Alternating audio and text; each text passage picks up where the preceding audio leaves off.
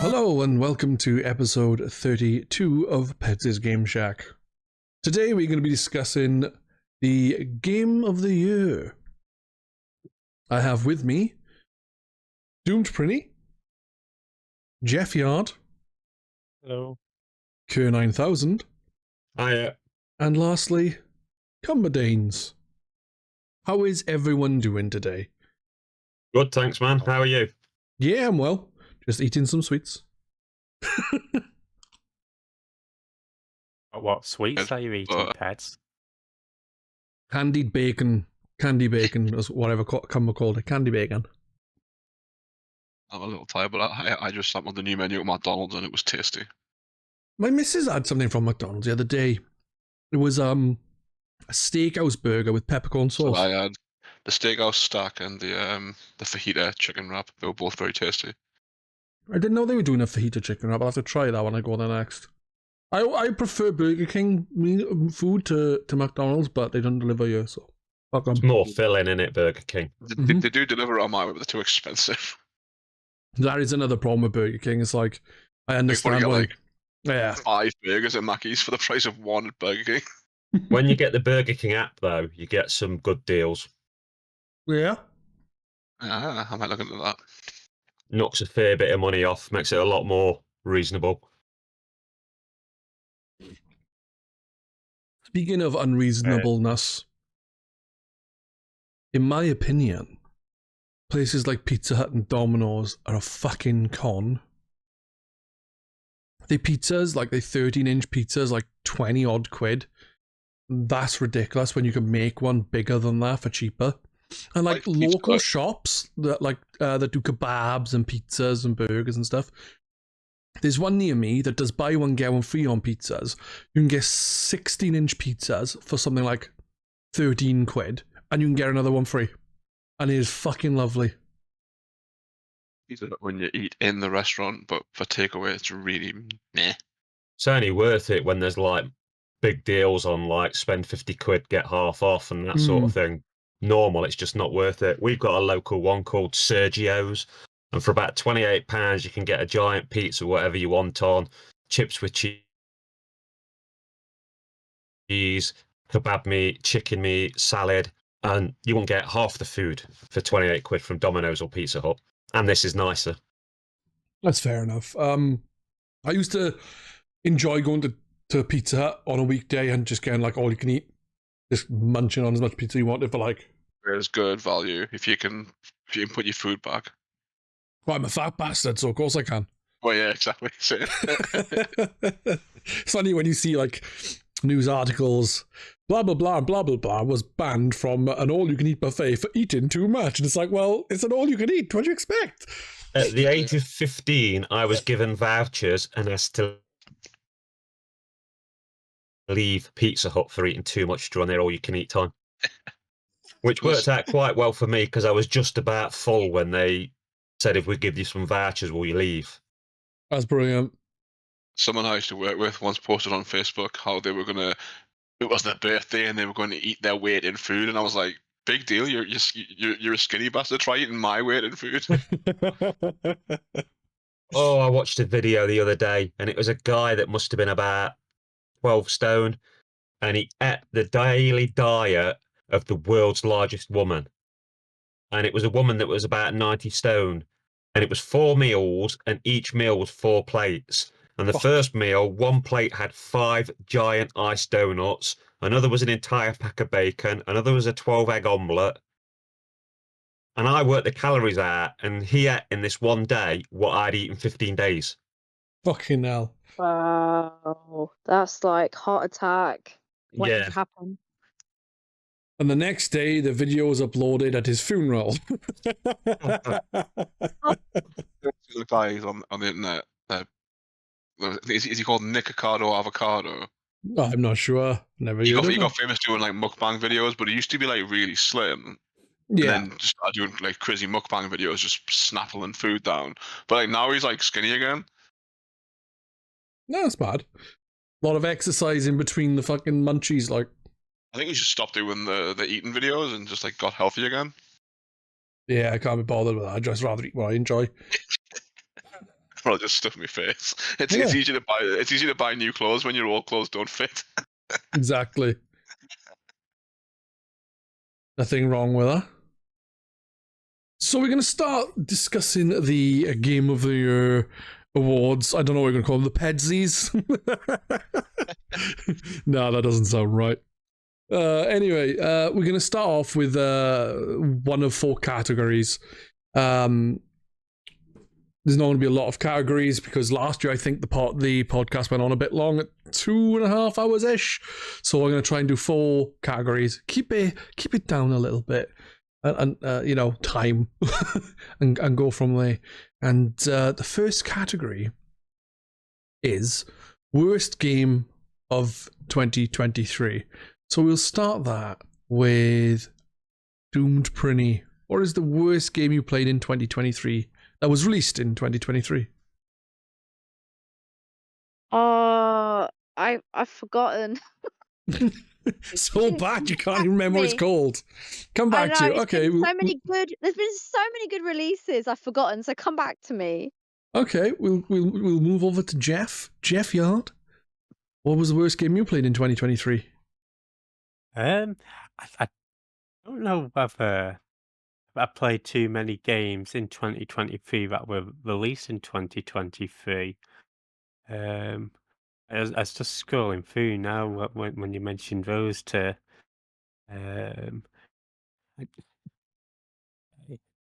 Maybe. I don't think that's either 2023 either. Sorry. A good start, guys. No one's played any games. I can think of 3 stinkers that I've only played a bit of. I've got 3 stinkers: Gollum, King Kong, and is it the day before that? Oh, not the day before. Gollum was released in 2023. Yeah. Yeah, I mean, I never played Gollum, but. All right. Well, that doesn't help, Jeff. That doesn't help. I've played these 3, I know, but not a lot. Well, okay. We'll move to Kerr and we'll come back to Jeff and Prinny. What's the worst game you played in 2023? It's a toss-up between Gargoyles Remastered. It's not meant to be good, though, Gargoyles. The original was, but I just think this is a crap remaster. Wasn't needed. Doesn't make it better. In fact, I'd say makes it worse. The other bad ones, Flashback 2. They waited far too long, and I just think it's a bit of a piss-poor effort.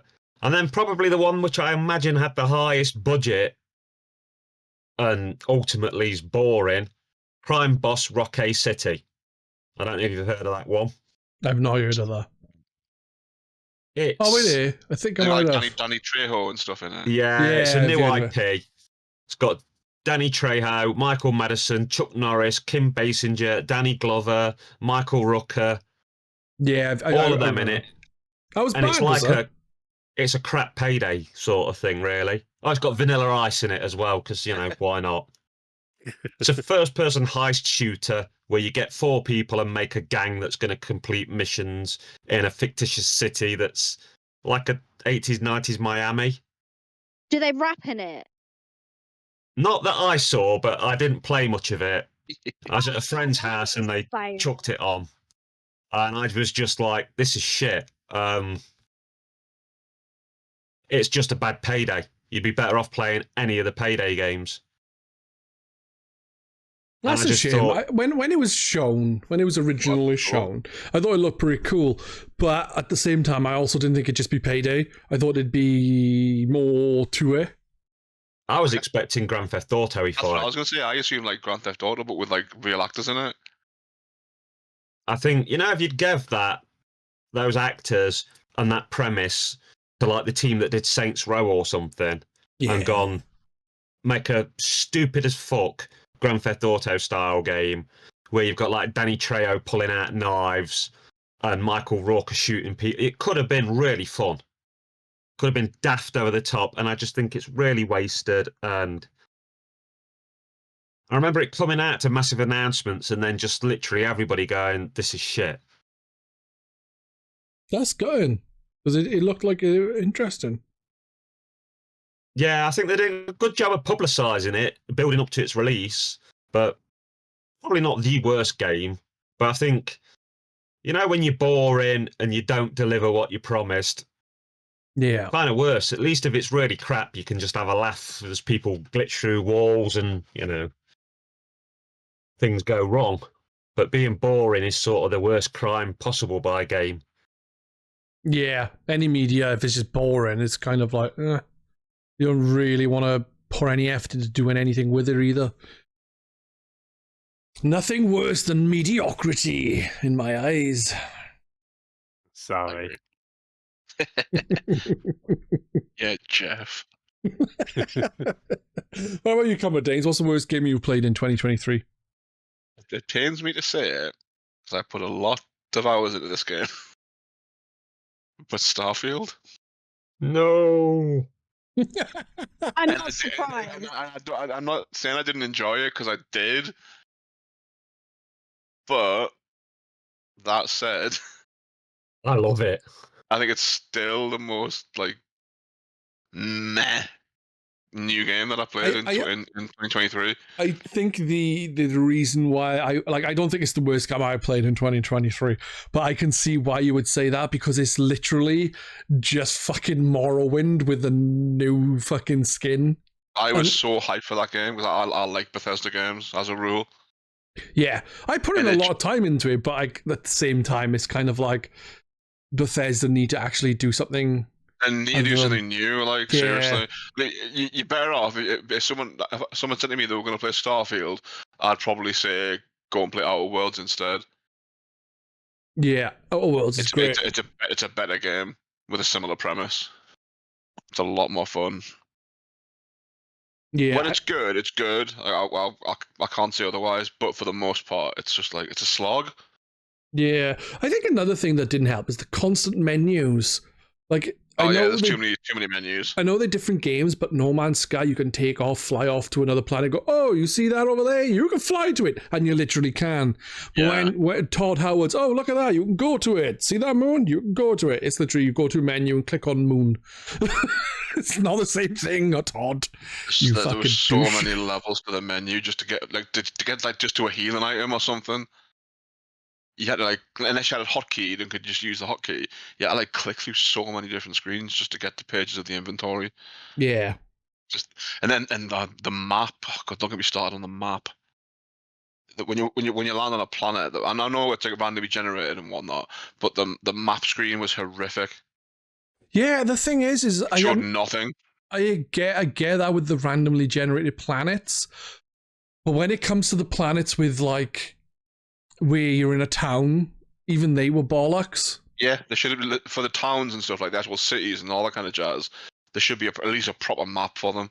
Yeah, and another thing that kind of bugged me is you go to a planet where people have settled there for hundreds of years, they've got this space age fucking technology, and yet they've got one little city and some mining things around an entire planet. It's come on. Yeah, that's a bit shit. That Wild West kind of planet's like that. Well, every planet's like that. Everywhere you go, there's one big city on the whole planet, and the rest is just wasteland. Yeah, it's like Fallout on a bigger scale. Yeah. Cool. What I thought was quite cool in it was the Earth monuments, until I realised I'd missed one and couldn't get them all. You could have got it on another playthrough. Couldn't be asked to play it again. That's fair enough. I did actually play through it twice. It's much, much quicker on the second playthrough. Yeah, I've heard it. It's because you can skip a lot of the shit, can't you? Yeah. You can.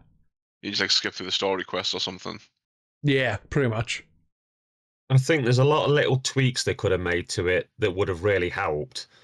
It's I love building the ships in it, but sometimes it won't let you have the ship because it says something's not right. Yeah, there wasn't a lot of that. Yeah, they could make a little thing where it'll self-correct it for you. That would be easier.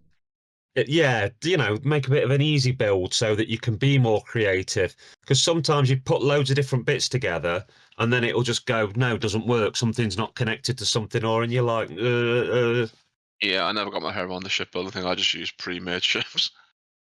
I spent loads of time building ships, but it was annoying if you'd gone the whole step of building something and then something wasn't.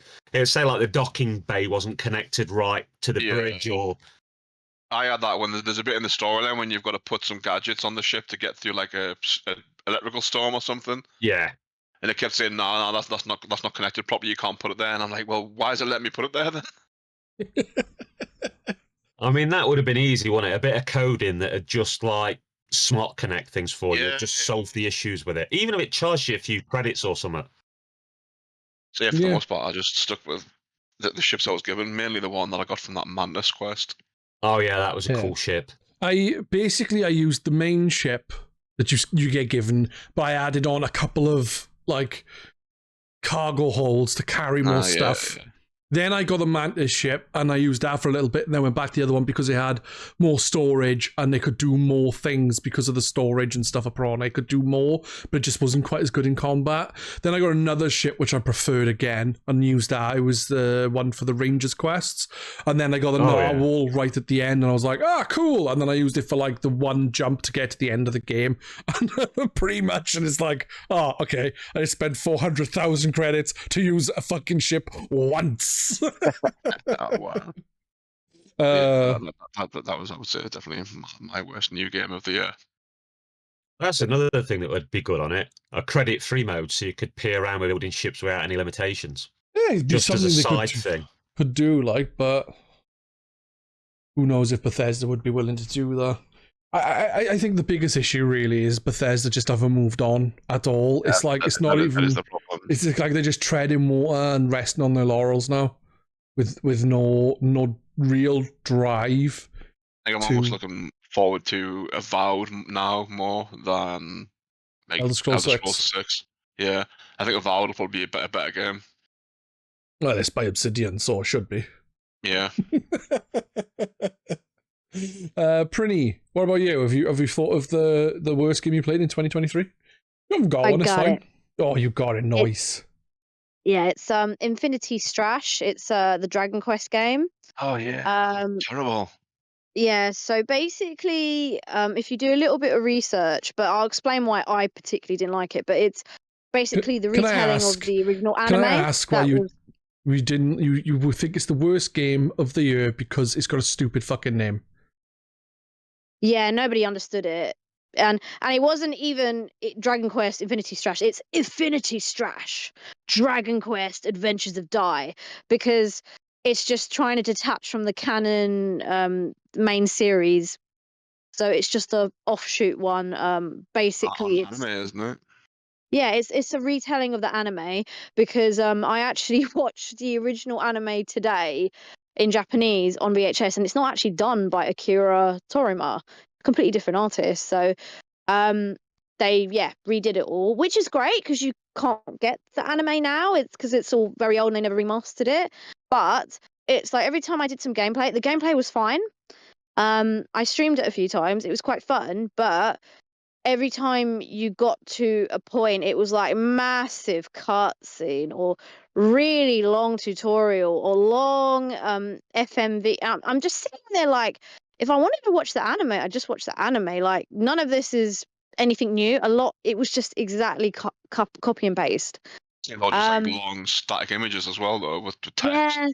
It's just it just really broke up the gameplay. So that was really hard for me to get into because I was trying to learn how to play it and stuff. And you learn moves and you get different characters, and it's quite fun. But it's hard for me to like, if I wanted to play Persona, I know what I'm asking for. But for this game, I was like, oh come on, man! I'm actually like getting into this. But now there's another bloody massive anime cutscene, and then another massive tutorial I can't get out of. You can't skip. So that was another issue. So I was playing that on PlayStation, Which as well, 4. and Xbox. Yeah. I think it's on everything. Steam as well, maybe. Someone from Square complained when I said the name sounded like Infinity's Trash, which it literally does. It literally says Infinity's Trash. It's easy to get that mistake, especially if you're dyslexic as well. He was like, well, why don't you try reading it again? I was like, I don't think you're getting what I'm saying, mate. Yeah, I'm playing other games with a ridiculously shit name. But it's a shame though, because the anime is really nice, the music's amazing. They've done a really good job remastering it. It's just the way they've put it together. I don't think it's a good match. And if you look around, nobody's really talking about it. I think everyone was intrigued when it first came out, and then it died out so quick. But Wasn't that the same on with the that other con- Dragon Quest game last year? There was that spin-off to Dragon Quest 11 that got a bit of hype, and then people were like, actually, it's a bit shit. Treasures. That's the one. That got quite a lot of initial hype, and then when it came out, people were like, actually, yeah, it's a bit shit. It's a shame, isn't it? These spin-offs aren't doing very well. I love builders though. They could make Dragon Quest builders I till the end started of playing that time. recently. I Yeah. think I'm nearing the end of the first chapter. That's a lot of fun. Oh, there you go. Yeah, I've not played. I didn't think I would like builders because I've never really got on with Minecraft, but builders is fun. I think from what little I've played of builders is one thing that it has advantage of in comparison to Minecraft. It has a goal, whereas Minecraft doesn't. Yeah, I was going to say it's got a fixed campaign. Yeah, mindless. Yeah. I haven't really played much of Dragon Quest, but if I ever make a Dragon Quest game, I'll do the Adventures of Dai, because it's spelt the same as Dai, as in Daikatana and Adventures of Dai, but it's Dai, so his name is David, but he's Dai from the valleys, and he'll be like, oh no, I dropped my sheep. I don't even think that was a Welsh accent, because I was trying to do a stronger Welsh accent and sounded fucking something else. I don't know what. But you know what I mean? Adventures of Dai. From the valleys he is. And he likes to shag his sheep. What is that, Claymore?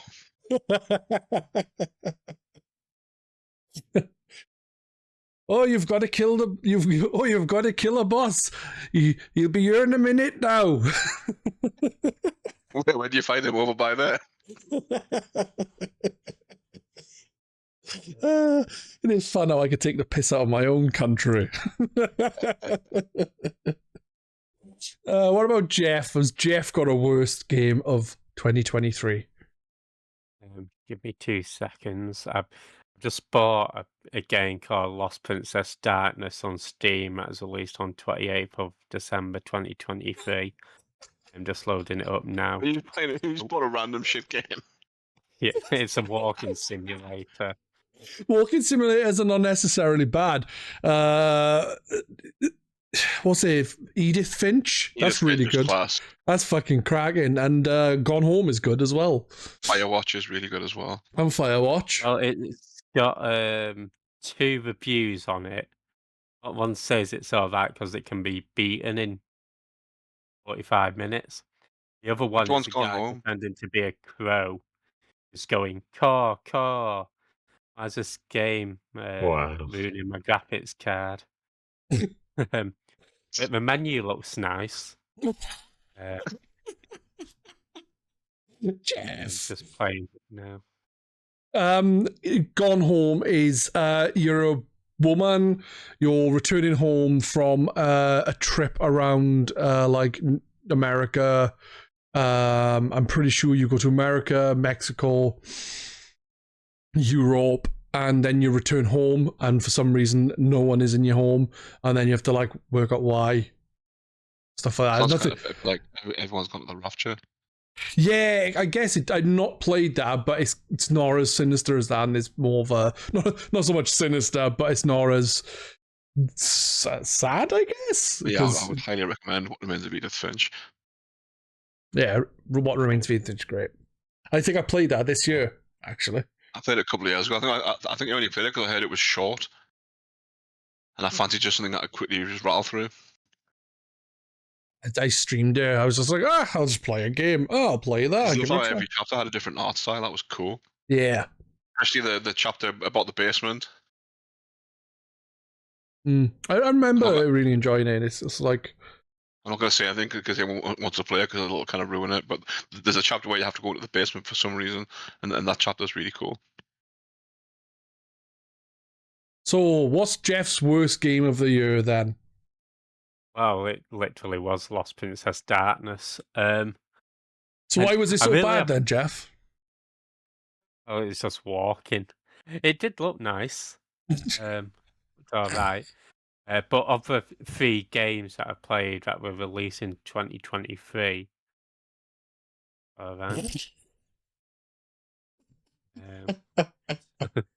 Oh, Jeff, you're a funny guy. Literally, shit, I'm playing mini games. I'll buy one quickly and have a quick go.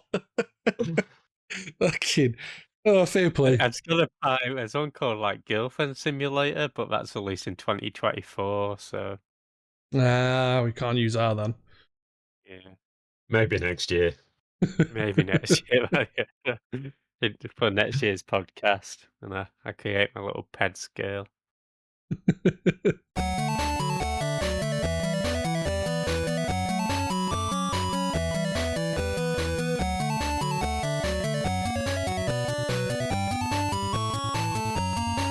Okay, then we'll ask Jeff this question: what game did you enjoy most that wasn't released in 2023? Previously to 2023. Well, I've just bought this new game called Girlfriend Simulator. That's released in 2024. That's it. I did play Ratchet and Clank on PS5 Rift Apart. Okay. I think that one would be up there for me. Why is that then? Technical achievements, fun gameplay, good story. Oh, I've got more. I've always been a big fan of the Ratchet and Clank series, so yeah, it's being the game that I wanted to get to. Got a PS5 this year, so I was finally able to get to it and had a blast with it.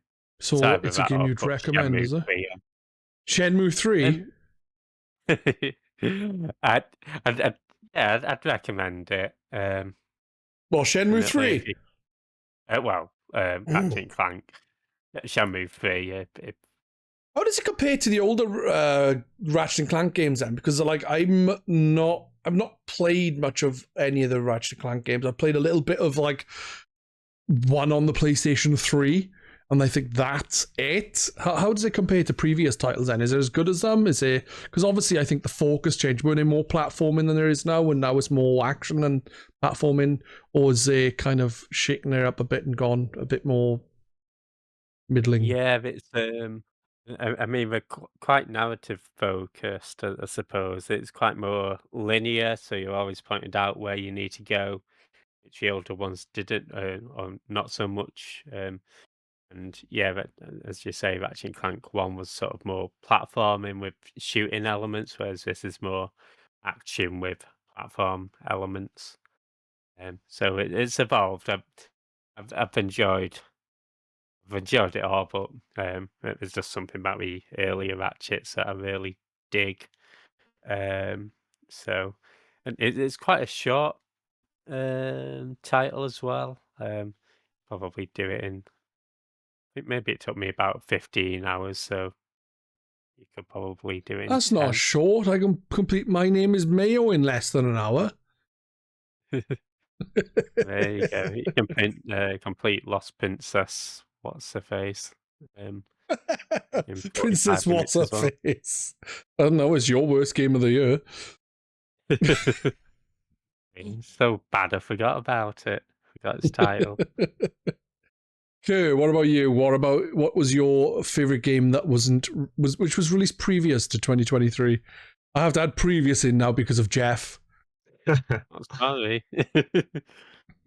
Has to be Yakuza Like a Dragon. Oh, nice. I catch you again. I love that game. I played it and finished it when it first came out, and I've just kept going back to it.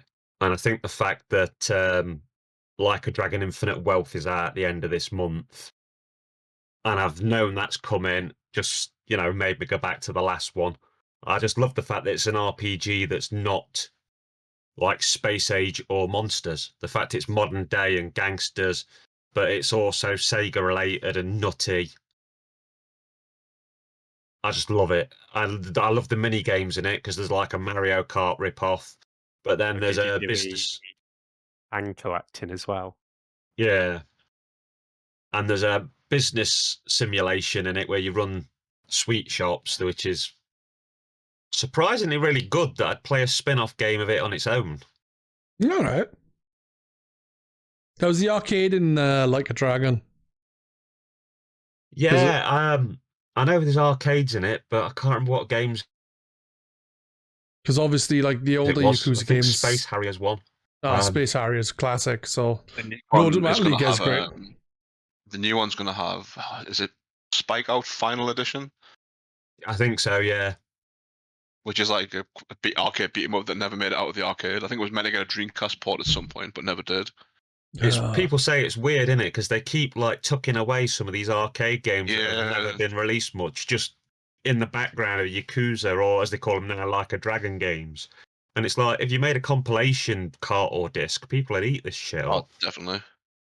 Why have they changed the name to Like a Dragon now then? That's what it's always been called in Japan. Yeah, I didn't know. I effectively, didn't know that. Yeah. the Japanese name translates as Like a Dragon, but for some reason they call them Yakuza. I think it is. I didn't know though, but now I do. I just assumed it was called Yakuza. Nah, it's always I been called did like think it was an Eggman Robotnik thing, like, you know. I still prefer Robotnik to Eggman. Mustache Phil, that's his name. No one gets that reference, but that's what I call him. Yeah. Whenever I think of Phil, I think of Uncle Phil from fucking Fresh Prince Bel-Air. Yeah. Just a YouTuber I like calls him Mustache Phil, and I just think it sounds funny, so I started calling him that as well. How does Like a Dragon compare then? Because obviously it's an RPG with turn-based battles, I believe, isn't it? Like a Dragon compared to the other ones where you play as I can't remember his name. The other guy, it's Kiru. Yeah. Yeah, Kiru.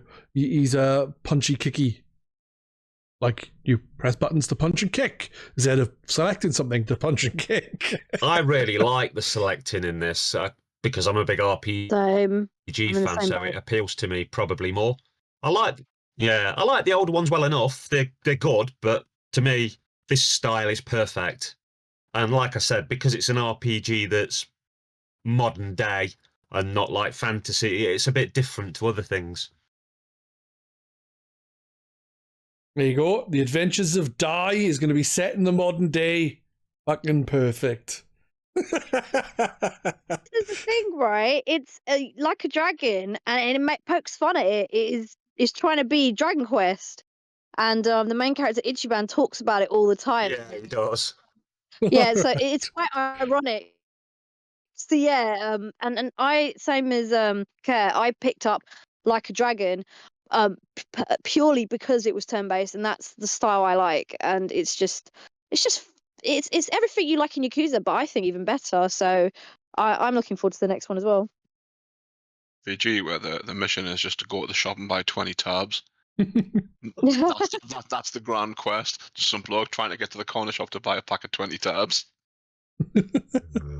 It's got to be done, guys. Yeah, well, I don't smoke, and I'm glad I don't, because the prices of cigarettes nowadays is a fucking piss take.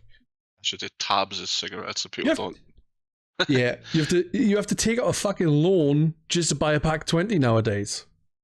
You own a house? Well, remortgage that fucking thing, and you can get a pack of 20 Benny Hedgehogs.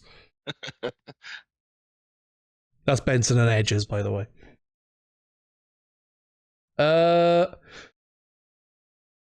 Cumberdanes, what game did you enjoy most that was not released in 2023, but you played in 2023?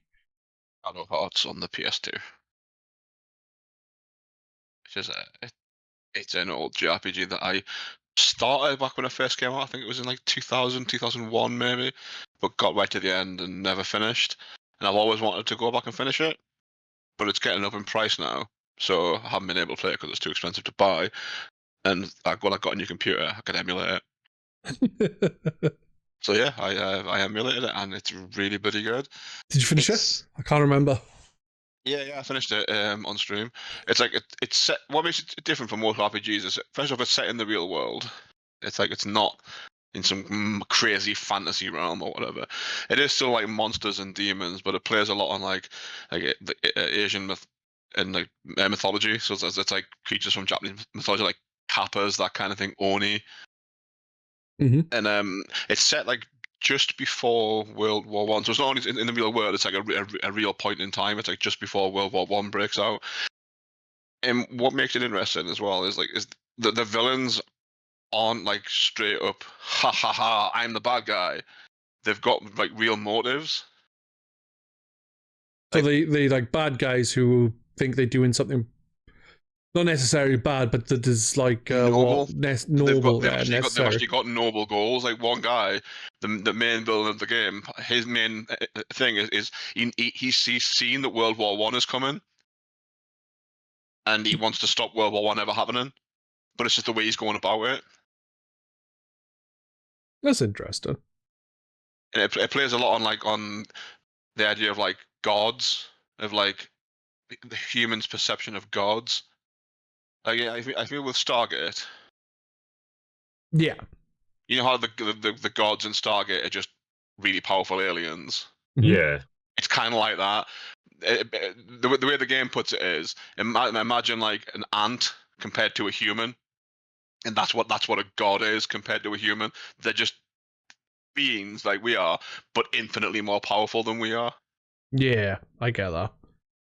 It's a really, really cool game. Shadow Heart is a sequel to Kudulka, isn't it? I think that's how you pronounce it. It is, yes. It's a sequel to the bad ending of Kudulka. Is it? How does it compare, gameplay wise? I've never actually played Kudulka, but from what I understand, the gameplay is nothing like it. Oh, okay, there you go. Because it's more of a standard JRPG. With some timing-based attacks, like in say like Paper Mario.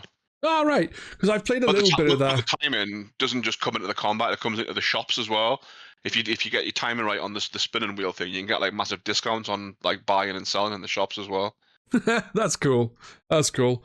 Because like like I was saying, I've played a little bit of that Kudulka or whatever it's called, and that is kind of like an RPG, but with like a weird system of movement and stuff. Like you can move around a little board. Yeah, I've seen that one. I've only played a little bit, and it's set in Aberystwyth. Yeah, you go back to where Kudulka is set in Shadow Hearts. Yeah, that's cool. I'll have to get around to them. I first heard of Shadow Hearts, not the previous game, through a Kickstarter being done of the guy or people who were behind Shadow Hearts were doing a Kickstarter for a new game. Yeah, it's a double thing. They're making like a kind of a new Shadow Hearts and like a sort of a new Wild Arms. Yeah. So I played a little bit of Wild Arms on PlayStation Plus. Wild Arms is good. I've done the 3 intros, and that's about it. It kind of looks like it should have been a SNES game. It makes me wonder if it was maybe planned as a SNES game. Very, very possible. Because it's mostly top down, apart from the battle scenes, which kind of go into 3D. It makes me wonder if maybe it was planned for the SNES CD, the same way that Secret of Mana was. Totally possible. I wouldn't have a clue though myself. So yeah, Prinny, what about you? 2023. What did you play? Game that I played that didn't come out that year. Definitely, it's gonna have to be Live Alive. So that was remastered onto, I think, every console and PC. So I was playing it on PS4, and it's amazing because it's kind of, it shows you kind of the map of how they've then gone and made Octopath Traveler. I've never played the original, never heard of it till this year. And it's a awesome RPG where you play so many different characters and how they all cross each other at the end. I haven't completely finished it yet, so please no spoilers. But I think that was probably like maybe my third most played game, 2023. I think I spent far too long like playing it, certain chapters like 2 or 3 times. No, that's cool. To see like different, like if I would get a different outcome or if I'd unlock different things. Like for example, there was one chapter you play as a ninja, and there's 2 ways of playing it. You either play aggressively and kill everyone, or you play stealthily and don't harm anyone. And both give you completely different, well, I mean, same outcomes, but 2 different changes. So yeah, I invested a lot of time in that. I really enjoyed it. It's supposed to be a very, very short game, and yeah, I think again, what was that? think maybe SNES. No, even before was on SNES. SNES It was on originally. SNES, yeah. Oh, it was, yeah. First set. Oh my god, it was fantastic. And obviously they'd redone the graphics, made it look amazing. The music's, I already knew the music was absolute bop because I was playing the music on Final Fantasy Theatre Rhythm. It's DLC there. So like I was hearing the tracks and I was like, oh my god, these tracks are like iconic. Like Megalomania and things like that. So yeah, that was one I played and it just blew me away. See, I haven't played it, but I knew of the game because Cumberdanes' brother, still alive, has mentioned it in Cumberdanes' chat. He's pretty obsessed with it. Yeah, he's finished it like 500 times. The Yeah, there's original so much version to, as well. yeah, Yeah. there's like really quirky things you can unlock in conversations as well, and that's the kind of thing I liked when I used to play JRPGs like on the Sega Saturn. So I think maybe that's why I've got such an affinity with this game. It just reminds me of every aspect that I like in a JRPG. Yeah, it's definitely worth checking out. That it's something that I want to check out. Even definitely worth checking out. I haven't fucking played it, but it sounds interesting, and I think it'd be worth checking out for that reason. Also, like I said, still alive. I've mentioned it a few times, and he's made it sound interesting as well. So, you know. But I like the sound of the whole different like stories, and then it all combining at the end somehow. I don't know how, but I think it does. Yeah. But they're all set in different time periods as well. So past, present, future, distant future, Edo period. So it's all, yeah, really, each chapter is very different. Some chapters are like 1 hour long. Some chapters are like 10 hours long. Like it really, and the gameplay on each chapter is different. One is That's why you literally always based Hulk like, Hogan. yeah, that one. It's like a fighting tournament. It's so cool, and it's just like, what? I didn't see this coming. Like, what's going on here? And there's certain bits you can't even save. You have to rely on the autosave because there's literally there's no option to. So you have to play it smart as well. So yeah, it keeps you on your feet. You're not going to get bored. Whereas like if it's just a standard set alone game, there's a different feel for it. Whereas this, you kind of like, I can't just pick up and drop this, like, because I don't know what's going to happen in the next chapter. Or I had the one chapter which I spent so long on, the ninja one, because it was so complex. I picked the stealth route, and I think I spent probably the majority of my 35 hours so far just on that level. But it really does depend on if you play it blind or if you want to be that person who kind of Googles all the different FAQs and goes through it that way. Yeah, I'm However you wanna not play. Jazam. I'll play it myself. Yeah, I'm throwing shade at Jazam because he uses guides a lot. I don't know if he does. Cumberdanes does as well. I don't know if he uses guides for like playing certain games. I'm not good at using a guide. Yeah, I'm not above using a guide. I just try and not use a guide to see how I fare. If I need to use a guide, I will use it. To find out if there's stuff that I'm going to miss. Yeah. I like to know if there's stuff that I can miss, I like to know about it beforehand because I probably won't play the game again. I won't play a game again unless. Like going back to Shadow Hearts, I had to restart Shadow Hearts 15 hours in when I realised that I'd missed like a missable dungeon. Yeah, I remember you saying about that. You were 15 hours in and restarted it. I was like, you fucking nuts. Starting it again. What is wrong with you? And you're like, I missed a dungeon. And I'm like, yeah, dude, I would just. The problem with me is if I had missed something important, I'd be like, oh, well, I've missed that now. I'll probably just stop playing the game and then I wouldn't play it because I'm fucking pathetic. So. Jeff, what about you? What about you, Jeff? Did I ask Jeff? I can't remember who I've asked. You did. I chose Ratchet and Clank.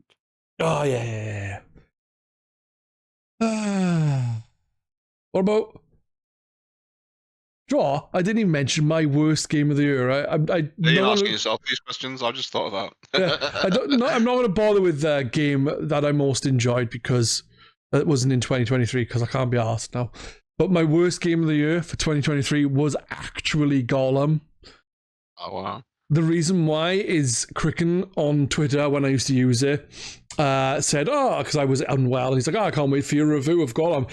I'll fucking show you. So I got the game and reviewed it, and I fucking did not like it. It was shit. Don't get me wrong, it had some points that were okay, like when Gollum drowned or something. But other than that, the game wasn't very good.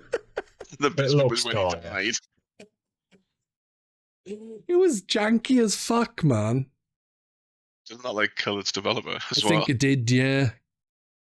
So some fucking right sending out fucking shit like that. Yep. More companies need to be held to account for bad fucking practices and bad games and releasing shitty I was stuff. gonna say, Pedz, if you look up the reviews for Gollum, there's so many trolls writing how amazing it is Oh, and how God. it's better than Spider-Man and everything. It's Oh, jokes. So you can't blame the companies for the bad press because everyone's trolling. it is a very bad game. I don't want to say much on it because, like I said, I've done a review on it. So if you want to check that out, go to Pedz Reviews on YouTube and then you can Like, watch to the reverse review. that though, like I don't know if anyone's ever played Vampire the Masquerade Bloodlines, but the developer of that went bust before the game ever came out, so it was released like slightly unfinished, and that's a fantastic game. Yeah. So a game killing off its developer isn't always a bad thing. Mm. Yeah. Sometimes it's not their fault, but this was their fault, so yeah. It's a shame when companies lose. It's a shame when companies close down and stuff because a lot of the time, like the people working on it are not the issue. It's the people higher up who are like, do this or I'll crack you with my whip even more. You know what I mean? Yeah.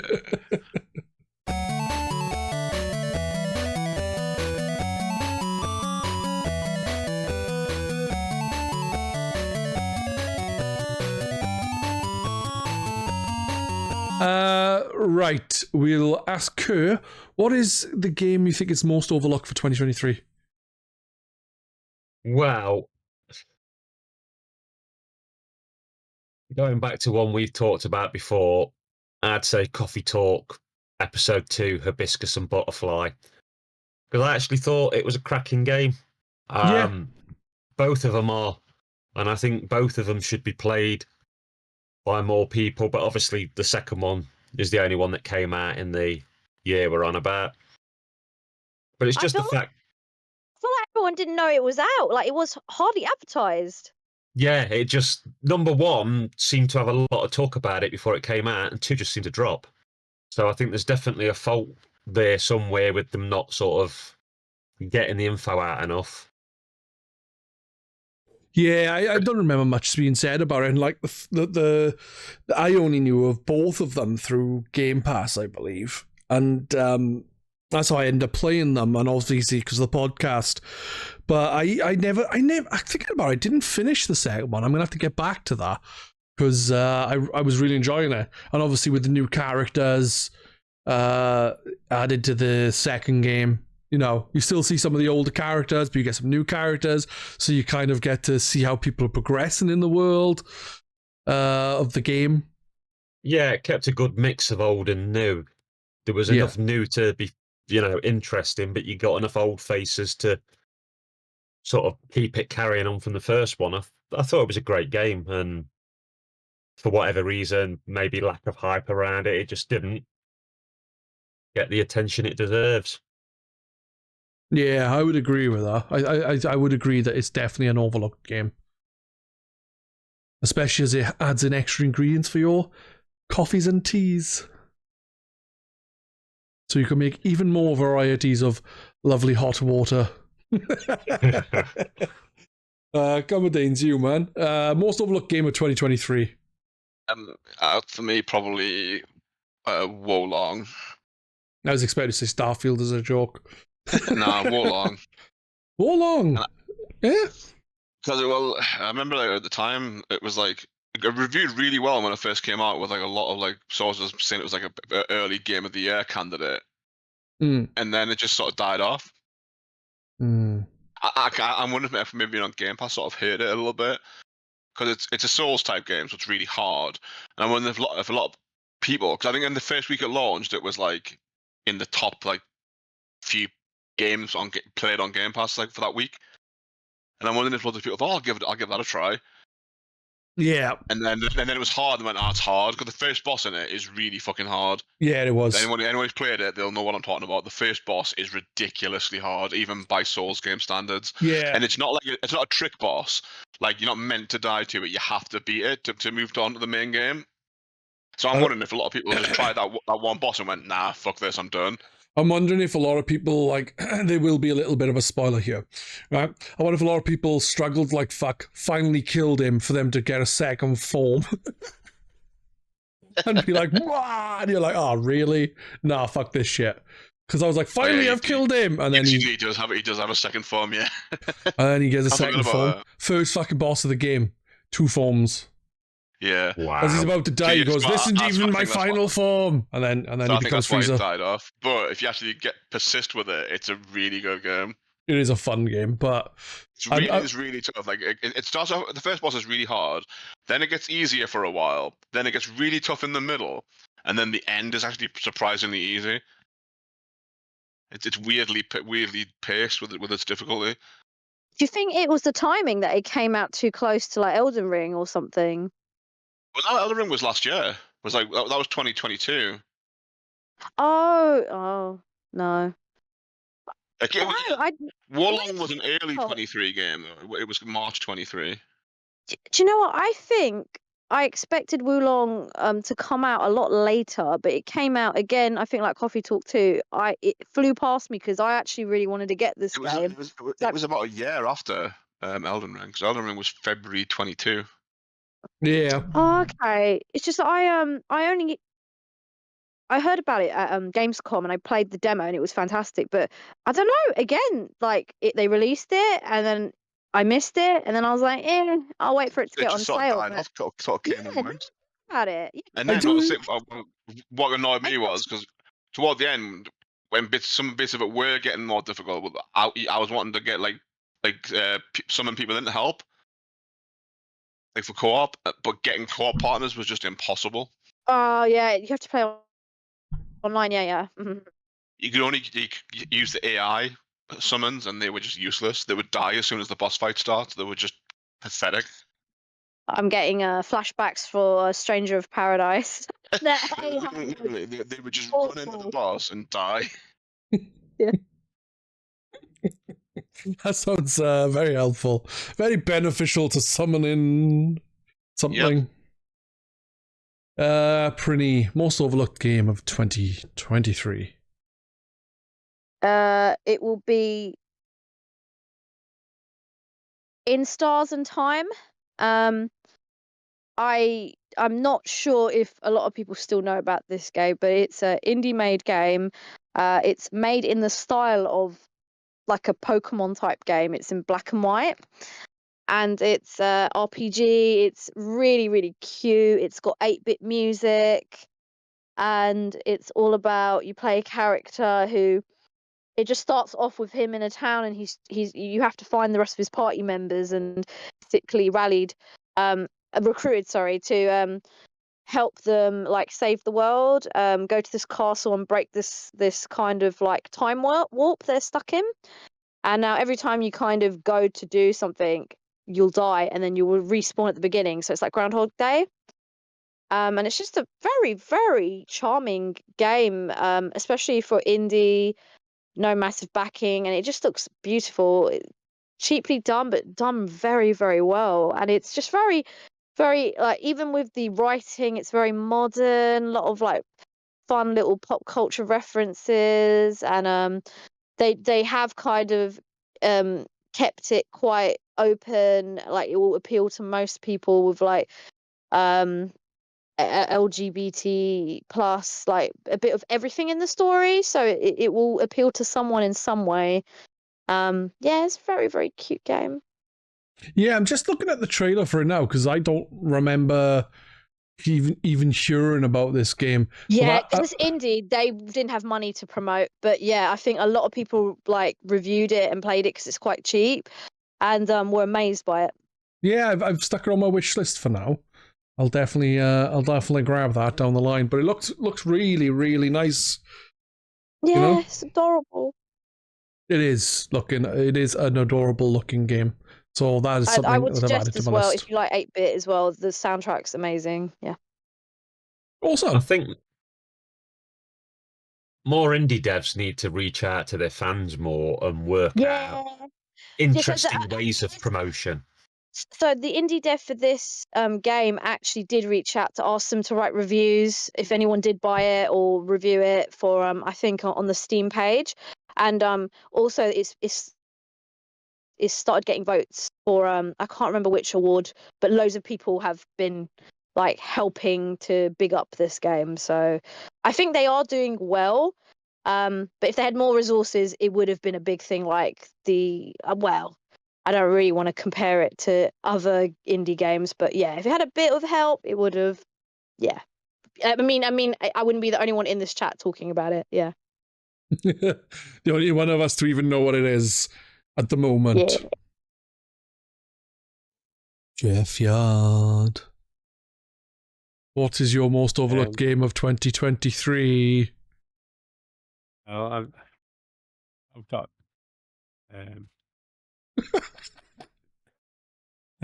I was thinking of which games I played in 2023.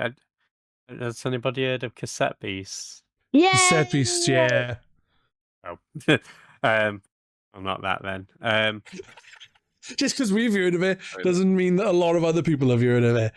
Yeah, I I've think heard more of people it. need to know about Cassette Beasts. I think you should talk about it. Yeah, I only know a Cassette Beast because I saw it was coming and I thought, ooh, that's a Pokemon-like game. How about I ask Doomspoon to play that with me and we discuss it on the podcast? Yeah, I think you're the reason Jeff played it. See, Jeff? Um, I'm an influencer now. Exactly. So yeah, it's just like a Pokemon game. It's a pretty cool story, and you can combine all of the beasts together. So yeah, definitely worth grabbing if you can. Very insightful, Jeff. Yeah, you're not really selling it to me. It's very weird. Like you don't really know where you are, like the setting, isn't it, Jeff? Yeah, it's yeah, but the setting's quite because yeah, it's sort of like don't know whether you're in like some sort of purgatory or something like that, and it's quite 80s inspired as well, with the music and yeah, it's just a really good Pokemon clone, and although I can't recall much of the story at the moment, I do remember enjoying it. So, We Most finished it importantly, yet, Jeff? I can't you remember. get a dog to join your team. That's the most important thing. yeah, Dandelion, the dog. Have we Yeah. finished it, Jeff? I have. I've not done the DLC, but I've finished main game.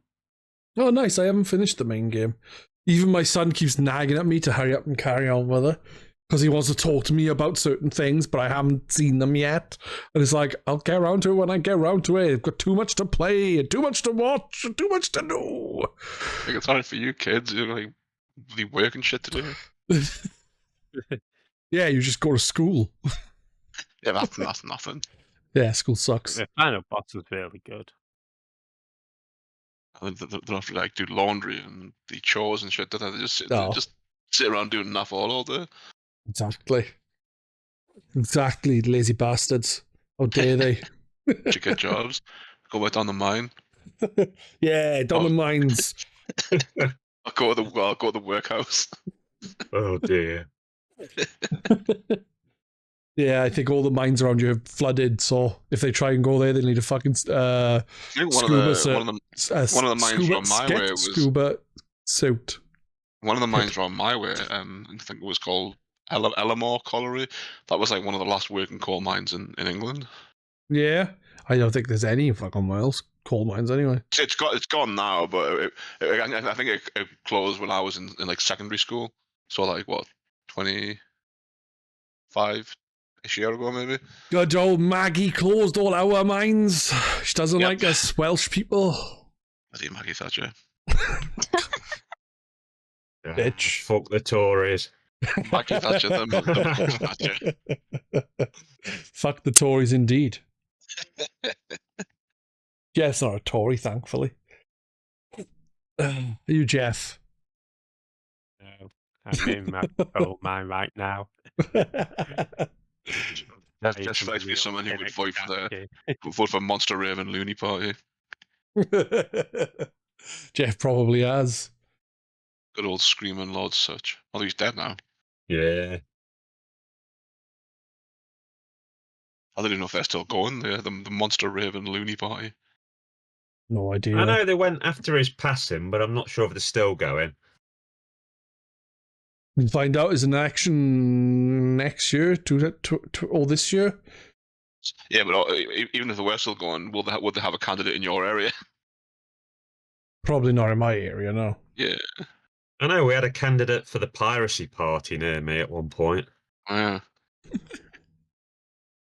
Is that piracy of as in they want to do Yeah. pirating, or piracy as in downloading shit for free? As in films and games and stuff.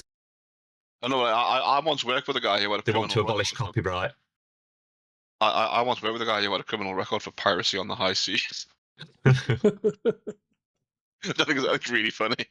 Do you know what he actually did? He stole a pedalo from a boating lake and took it out on the sea. Oh, wow. And the police didn't know what to charge him with, so they went with piracy on the high seas. Oh, Yeah. wow. Why not just theft of a pedalo? I just thought, I don't know, maybe it sounded funny. Piracy on the high seas. Brilliant. Who else haven't I asked about most overlooked game before we carry on? Yourself, I think. Don't worry about me. We'll just move on to Game of the Year. I can skip me because I'm the boss. Your opinions don't matter because you're Welsh. Exactly. It's not even a real country anyway.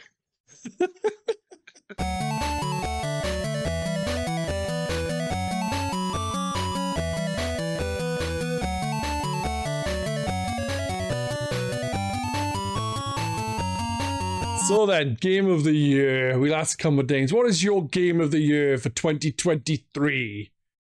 Liza P. Ah, the Pinocchio game where you murder shit. Yep, I thoroughly enjoyed that. And I would probably say it's the best Souls game I've played that's not made by FromSoft. That's pretty surprising.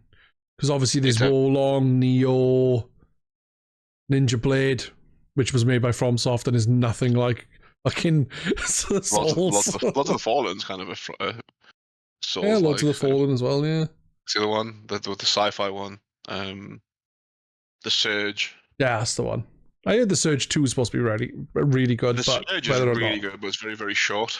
Yeah, right. And the bosses are a little cheap. Other than that, it's a really good game. Remnant But from yeah, the Liza Ashes. P. Yeah, that's kind of Souls-ish, I guess. It's Souls with a gun. So you don't have to get you close don't to lose your things. shit when you die, do you, though? No, that's true. That's true. But it is similar to Souls where like the enemies all respawn when you die, that sort of thing. But yeah, Liza P is really, really good. It takes a good sort of dark turn on like the Pinocchio sort of story. It's similar to say, what's that film with is it Jude Law? Is it? No, not Jude Law. It's not AI. What's the other robot movie? I, Robot, the one with Will Smith. It sort of goes down that route where it's all about like Asimov's laws of robotics, Yeah. where like robots like can't harm humans and stuff like that. Only in this it's puppets, but it's really, really similar. That's what they remember. Like, is puppets used to just be like basically robot servants for humans, and then some sort of event happens where the puppets all rebel and like turn on the humans, and now all the surviving humans are like holed up in various parts of this city, and like the character you play, he's never actually referred to as Pinocchio. I don't think he's ever actually named until right at the end. But he's like a very special puppet who can behave like a human because he can lie. Yeah. That's one of the other laws of puppets. Like, puppets can't tell lies, but this one puppet has been made with the ability to tell lies, and that sort of helps you through various stages throughout the game. And there's like a bit of a morality sort of system in it that determines like which ending you're going to get as well. All right. It's got some really cool bosses in it. The combat system is really fun. Some frustrating parts, but that's kind of par the course for a Souls type game. Particularly near the end, the last two bosses did have me sort of tearing my hair out a little bit. And it's got a really good ending. Like there's a good cliffhanger in the ending for a potential sequel or maybe DLC. I don't know. Lies of P2. It's going to be taking like a different sort of children's story. All right. Which is quite interesting. Huh. But yeah, I'd really recommend anyone. If you like Souls games, give it a try. If you don't, still give it a go.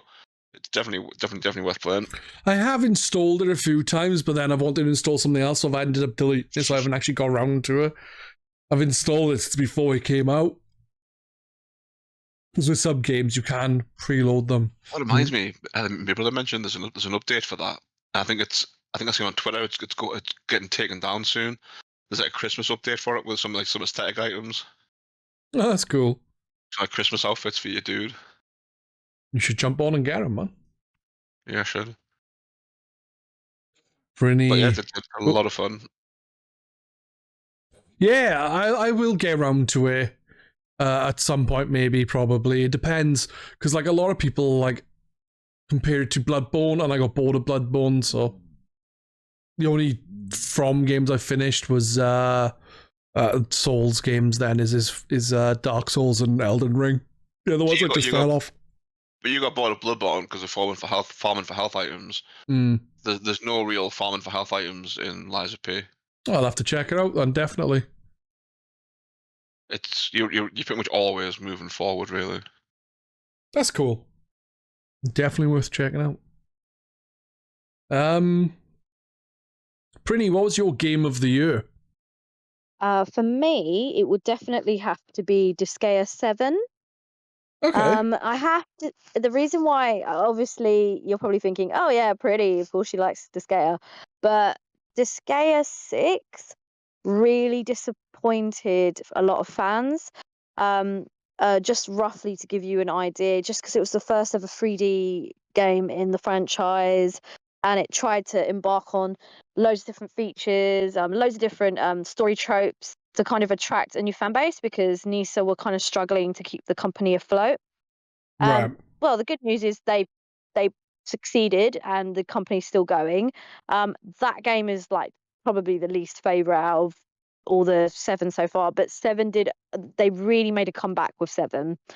So I think they've struggled to maybe get a better reception for 7, because I think a lot of people have like just looked at it and gone, nah, not touching that. But as a big Disgaea fan, I've played it and it's kind of reawakened my love for the franchise again. And I hadn't been feeling this hype for it since maybe 4. All right, it's been a while then. Yeah, honestly, so they improved the 3D in this. They added more like cell shading. They went back to the original style of portraits. Little features like even in the menus. The voice acting has always been fantastic. They've maybe kept a few of the nice quality of life features, but they've calmed down some of the ridiculous things they put in 6. Like they put an auto AI mode, which kind of takes out the whole point of playing the game, because it's a dungeon crawler. It's supposed to be grindy, but if you've put AI in it just to do auto battles, then what's the point of even playing the game? Like, where's the feel of self-achievement? So you can use it, but not the way you could before, unlimited. You have to like redeem a special item, and if you've got like 5 of those items, you can do auto battle 5 times, and you can literally just leave it there, let it do its thing, come back, and your fight's over. They've introduced loads of different character classes and things like that. I don't have to go too much into it, but also the story, they've decided to stick to one theme rather than 100. So it's kind of Edo Japan style. So if you're into that, I think you'll like it. And the games, I don't know, the characters are just so relatable in this one. I'm quite excited to do each chapter, but again, the story is so easy to get through, because that's the whole point of Disgaea. You kind of play it over and over to unlock different endings, unlock different features, unlock the hard mode, and then the super hard mode. And then you could be playing this game like 300-400 hours if you wanted to. So it's quite short, get all the then. special items. Yeah, exactly. But I mean, I don't know, 6. I kind of just stopped playing it, and the story was good.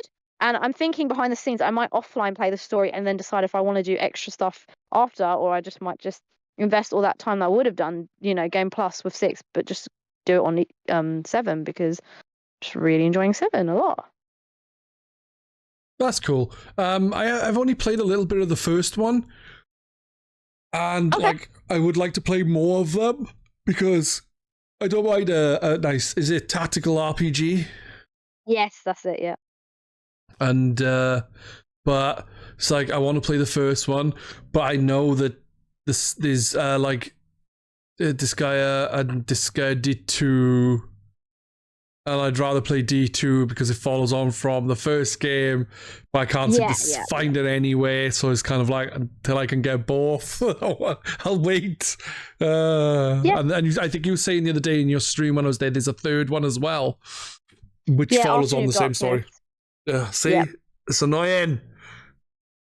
Yeah, because all the other games have all different characters, but then you do get DLC with all the original characters coming in. But yeah, the original Disgaea had, I think, probably the favourite cast of Lahore, Flawn, and Etna, and people do tend to go for that one. And that was the only one that had several games of it. Yeah. It does have a modern console port though. Which one? Disgaea 1.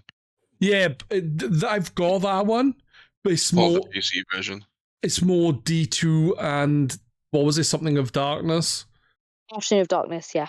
Yeah, well, Afternoon of Darkness is just the PSP port of 2, isn't it? Is it? I wouldn't know. Oh, you might be able to get that then, Pedz. Yeah, so I could play the 2 games. Proper. There's there's 2 on the PSP that are just ports of the first 2 PS2 games. With extra content. Ooh. Vita 3 and 4 are like that as well. The ones they're like the PS3 versions with more tacked on and slightly different names. I think the version of Disgaea 1 on PSP is called Hour of Darkness or something. And then the port of Disgaea 2 is called Afternoon of Darkness. I could be wrong there, but they are just ports. The only PSP game that's not a port is Disgaea Infinity, but that's a visual novel, I believe. Never heard of it. Not play that one. I think that's what it's called. It might not be Infinity, but there is a visual novel one on the PSP. Other than that, they're just ports. I didn't know really that. Get on with tactical games. I've never really finished many. 3. I think I've only ever finished 3. Jeanne d'Arc, From Mission 3, and Arc the Lad. But Jeanne d'Arc is one of my favourite games of all time. There you go on. Which is weird, because I don't normally like strategy games, but... there's some good ones out there. It's because it's like history meets Power Rangers. It's great. History meets Power Rangers. Seriously, it's like it's a game about the real story of Joan of Arc. Yeah, but it's got Power Rangers. I didn't know it had Power Rangers. I knew it was based on Joan of Arc, but it's got like orcs and goblins and shit and Power Rangers. That sounds fun. They have like morphin devices. They've got these magical bracelets that like turn them into Power Rangers. That sounds cool. I really hope that comes to PS Plus. Has that come to any? Has that ever been remastered? No, it's stuck on the PSP and only in America. The only way to get it digitally is on the US PSP store. Are you serious? Down now. Yeah, that sucks. I think you can buy it on PS3 on a US PlayStation account. But other than that, you can't. You've got to get a physical copy from the US. I'll keep hoping they're going to just on the sly release it on the PSN. That sucks. Of a PS Plus rather, because they never tell you about which PSP games they've added. They just add them. So every so often you just check too. Pretty much, yeah. That's there.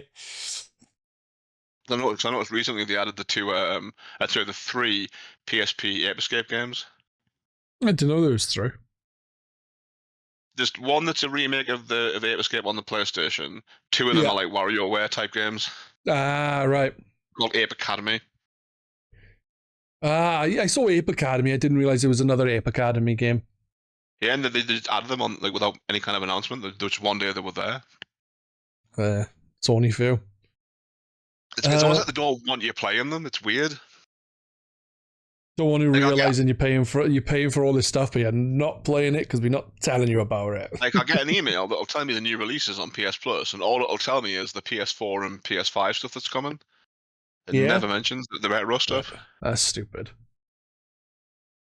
Uh, Yeah, no idea. Jeff, what was your game of the year, or what you awarding your Pedzys to?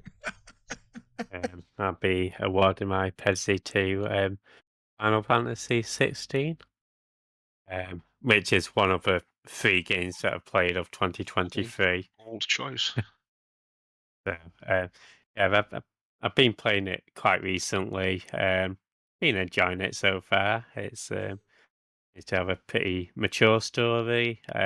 Lots of sex I and thought- violence. Yeah, Titties thought maybe- everywhere. And doggos. and Doggo, yeah, It does have a Doggo. good doggo in it. Is it as good as the one from Tales of Vesperia? No, Tales of Vesperia has the best dog. It smokes a pipe and it's got a sword. Yeah. Torgal isn't that highly skilled, but he looks cute. Does he fight? He does. He does. Oh, He feels good. He attacks enemies for you and finds items.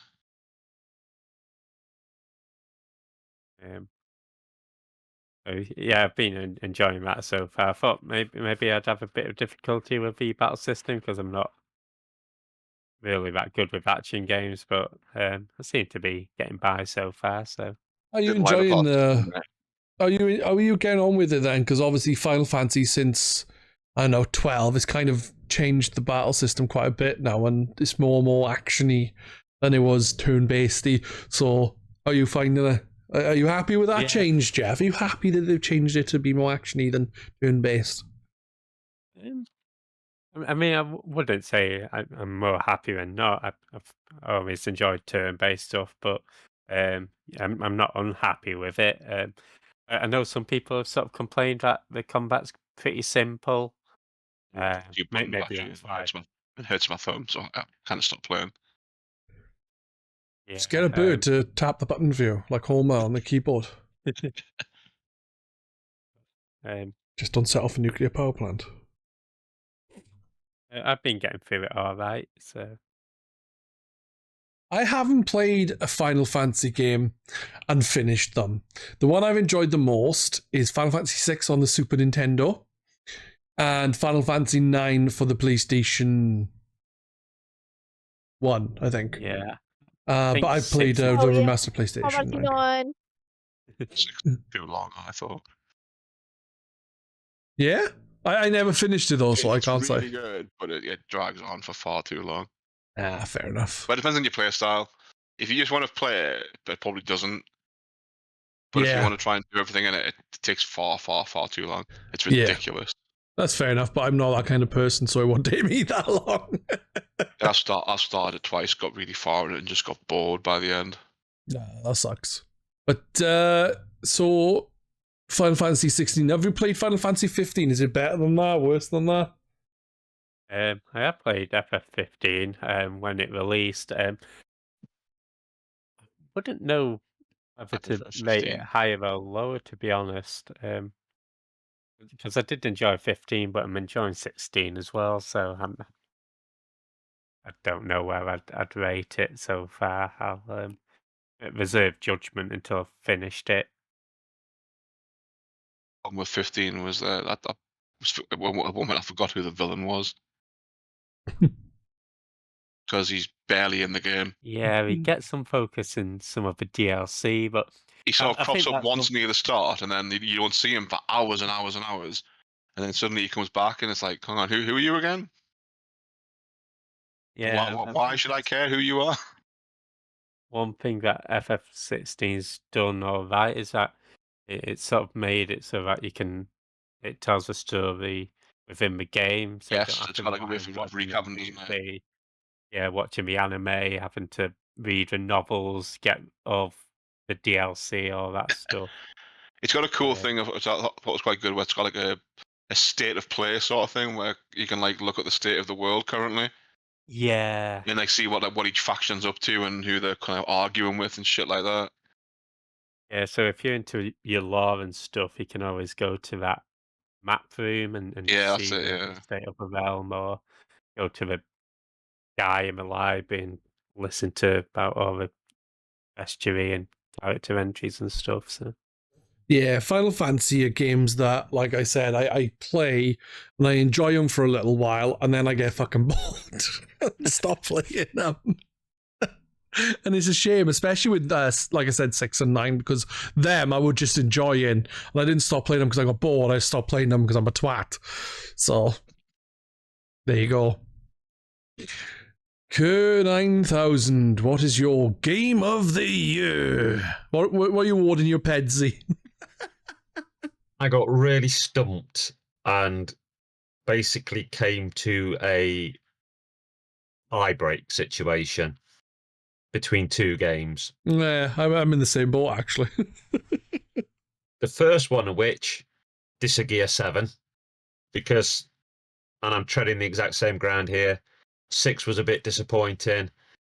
To me, 3, 4, 5 were extraordinary games and I couldn't get enough of any of them. 6, I fell off it, and 7 really does bring it back and makes it into what it should have been. But I think we've covered that quite a bit, you know. So the other one is Fire Emblem Engage. No, right. I wasn't expecting that. I just punched my mic. If you heard a big thud, it's because I accidentally just punched my mic when I went to scratch my chin.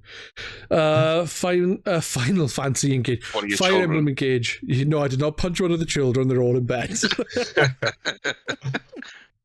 So how is Fire Emblem Engage compared to previous Fire Emblems then? Because I haven't really heard much about it. Like from Fire Emblem Awakening onwards, I'd always hear quite a lot about Fire Emblem. With Engage, I haven't really heard anything about it. I think one of the problems is that for a lot of people, Awakening is like really the high point of Fire Emblem. A lot of people see that as the perfect Fire Emblem game. And to be honest, with the amount of times I've replayed that game, I am probably in agreement with most people, because there's the whole thing with you having kids who sort of travel back from the future to now, so you get to meet your own kids as grown-ups. There's none of that in Engage. The Engage's thing is that there's rings, and there's like the souls of previous warriors in the rings, who are basically people from the old Fire Emblem games, like Ike and Mika and other people like that. So it's good that you get relationships with these rings and you talk to them, but you don't have kids or anything, so it's missing in that way. But it's just a really good tactical game, and I do have a thing for this sort of Final Fantasy Tactics, Fire Emblem, Disgaea. That probably one of my favourite styles of game. Yeah, I've not played Engage, but like it seemed quite interesting the way it showed like the people combined. I didn't realize it was as simple as their souls were in rings. It's a bit cruel. You get this hero who saves the kingdom and he dies, and then they trap his soul in a ring so other people can use them. That's a bit mean. Bastards. I think they're like copies of them. They're not the real them, if that makes sense. They've got their memories Yeah. and stuff, but it's just great because some of the old characters mean a lot to me. And I suppose that's something Disgaea and Fire Emblem have got in common, because although they're constantly introducing new characters to you, they know the sort of fan favourites, and they'll work them back in the background or into DLC, or they'll always find a way to bring them back. So that while you're enjoying the game and the new story, you can go, oh, it's him that I loved. Oh, she's back. Yeah, I get that. It's always nice when someone you really liked pops back up in like a form of media that you've enjoyed, and it's like, oh, I miss blah blah blah, and then they turn up again. You're like, yay! I'm not playing Tears of the Kingdom until the Tingle DLC. Yeah. There's an island. There's Tingle Island. Maybe that's the tingle you don't get to see. Yep. But yeah, Fire Emblem is a game. See, like I think Fire Emblem, a lot of the time I don't end up getting them because I always want to get the collector's editions, and I don't end up getting them. I'm like, well, fuck you, Nintendo. If you're not going to put out enough copies, I'm not buying your game. I got the collectors of Engage, but it was like crazy because when they went up on sale was, I think, like 4 o'clock in the morning or something. Mm. And it wasn't announced. They just randomly popped up on a load of sites. And I was on my way to work and I noticed it had popped up. And I was like trying to buy it on different sites and pre-order it. And it wasn't working on my phone. And luckily, my missus had woke up when I had. And I texted her and went, oh, this is out. Can you just order it me from anywhere? And, you know, I'll sort the money out we after. And she stayed up until she could manage to get it, you know, pre-ordered somewhere for me. Nice. I had issues trying to get the Xenoblade Chronicles 3 special edition, and I've got that now. Eventually I managed to get it, but I still haven't got the base game because it doesn't come with the game. It did in America. You'd get both the game and the collector's edition. Oh, wasn't God of War Ragnarok like that? I have no idea, but the thing is one thing about it is a lot of collected editions you see is like 80 quid for the collector's edition, and then you have to buy the game. So the collector's edition was like 20 quid. Oh, that's not bad then. So it was like 20 quid, and then you buy the game separately because in America it was altogether, and it was like 70 quid, $70 or $80 or something. So because it couldn't be released at the same time in Europe for some reason, they had to release it separately. The Xenoblade games. Sorry. Crack on. The Xenoblade games seem to go up and down in price all the time for Switch. Like there's some kind of demand issue and then more get printed. And it's the same with all, you know, 1, 2, 3, and is it Torna or whatever? Yeah, Torna's DLC for 2. Like standalone DLC, I guess, because you can play it on its own or as DLC. But I'm Xenoblade games I fucking adore. That's what I've played of them. But again, I've not finished them because I think the issue with me is if a game is really big, I'll be like wanting to play something else as well, and then I'll play something else, and then that'll take my attention, and then I'll play something else, and then that'll take my attention. Then I don't end up going back. And I think that's the problem for me with long games. Sometimes, yeah. And it's like being a content creator. You're on this train of wanting to play other things, to review them or go on podcasts about them. And yeah, I try and play games for the podcast now, but I try and pick shorter games that I know are not going to take up too much time because I don't want to be like, hey, can you play this really long game and finish it in 2 weeks, please? And it's like, nah, I'll just play what I can and see what other people are up for. And usually most of the games I've picked for the podcast have been shorter games because it's something that's manageable between what people are doing normally, you know? Yeah. So there you go. My Pedzys, the game of the year for me, I was actually struggling with, and it's going to be quite a boring choice actually between the two games. One of them is The Legend of Zelda: Tears of the Kingdom, because I actually prefer it to Breath of the Wild. Breath of the Wild I played for 50 or 55 hours and finished the game, which compared to most people I know, that's really, really short.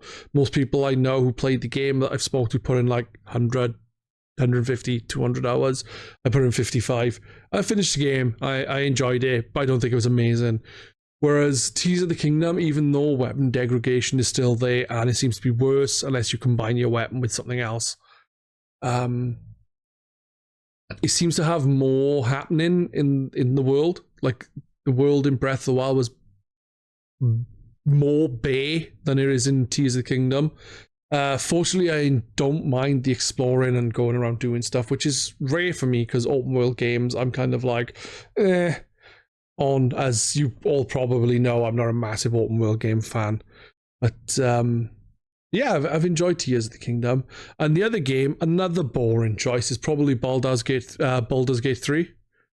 Another game I've not yet finished, but I still am plugging away at it, and it's just fucking sublime. Any of you guys played any of those games? Played a tiny bit of the first one and didn't like it. Well, Baldur's Gate. Yeah. Yeah, I can understand that, but Baldur's Gate, the older one, is a bit more archaic now compared to Baldur's Gate 3. Since then, I have played Pillars of Eternity, and that's like that is that style of game. I think you'd enjoy Baldur's Gate 3 because it's fucking ace. Because Pillars of Eternity is meant as a tribute to the engine that those games were made in, the Infinity engine. All right, fair enough. I didn't know that. It's an engine BioWare made. Ah. Yeah, I was going to say, I've not played Tears of the Kingdom because I don't have a Switch, but I know a lot of people really enjoyed that. Again, I've not played Baldur's Gate, but I've heard Baldur's Gate 3 in particular has sort of been really well received because it's like a full-on game, really well developed and everything, lots of content. And I think, was it relatively cheap compared to other AAA games? Or yeah, I think it was around 50 quid compared to the 70 quid price tag. You can get it on PlayStation 5, Xbox, Series X, and PC. So it's available to you, Jeff. You've got no excuses, you bastard. I think Baldur's Gate 3 should be disqualified as well. Why? Because technically it came out in 2020. Early access, and it didn't have most of the game, so it's okay. It's like Grounded, that didn't come out fully until like a few years after it was originally released. That's true. And I remember playing it when it first came out. Actually, that may have only gone into full release in 2023. Actually, I have no idea. I remember playing Grounded when it very first came out, and you had a small-ish area to walk around in, and you get close to like the pond or something, and it would just be blocked off, and it'd be like, "This is currently under construction." Stuff like that. No, it got a full release in September 2022. So it's actually quite late then, Jesus. But it was in early access July 2020, full release September 22, and they're still adding to it. Yeah. So they should. I'm not paying Game Pass for nothing. True. I mean, usually DLC's not included in Game Pass. Oh, that's true. That's true. Robbing bastards. It is a cheek. How dare they? Have you played Baldur's Gate or Tears of the Kingdom, Kerr and Prinny? Played some of Tears of the Kingdom, but while I enjoyed what I played, I bounced off it because there was so much other things coming out I wanted to play. But I've not touched Baldur's Gate 3. It looks my sort of thing, but I've just got a massive back.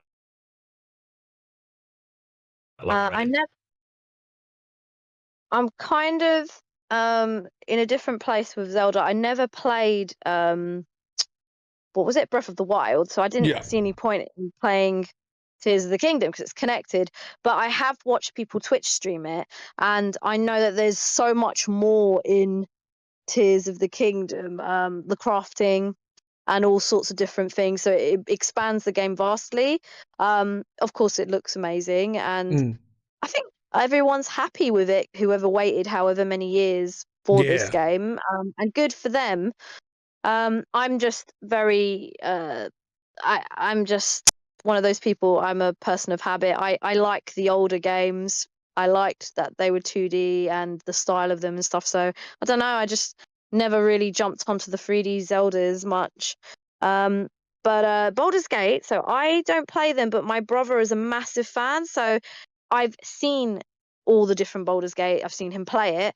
Now, I remember when they first released Baldur's Gate 3 so many years ago, and then it was in development, so I've seen what it looks like from then to now.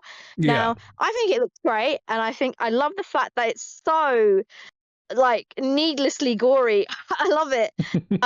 There's also this famous scene where you kill a squirrel for no reason or something, and I finally seen the full context of why, because the squirrel kind of starts on you. He starts on you.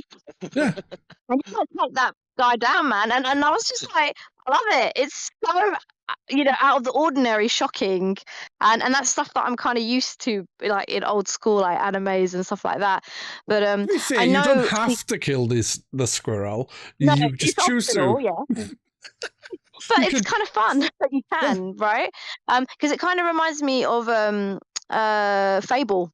So that's why I'm looking at that game and thinking, oh, you never know. Because my brother actually got kind of like turned off by the new, like how it looks like now. So I was just thinking, because obviously I don't PC game, but I'm just thinking maybe one of these days when he's not around, I might load it up and try it out for myself and see how I feel. Well, yeah, Maybe I'd love- I've been really enjoying Baldur's Gate 3. And if you've played Divinity Original Sin, it's by the same developer. I think it's Larian.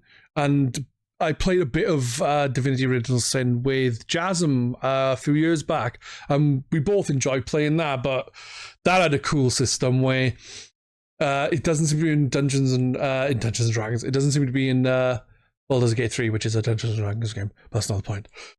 In Divinity Original Sin, me and Jasm were like doing certain things, and we would pick a different option. So say he was like, oh, you can attack this orc who's crying at the beach. I said yes. Jasm said no, because Jasm's a nice guy. And then to see who wins the decision, you play rock, paper, scissors. I won. We attacked the orc. He fucking destroyed us. Might have been Noga. But it's really fucking good. Yeah, it's like...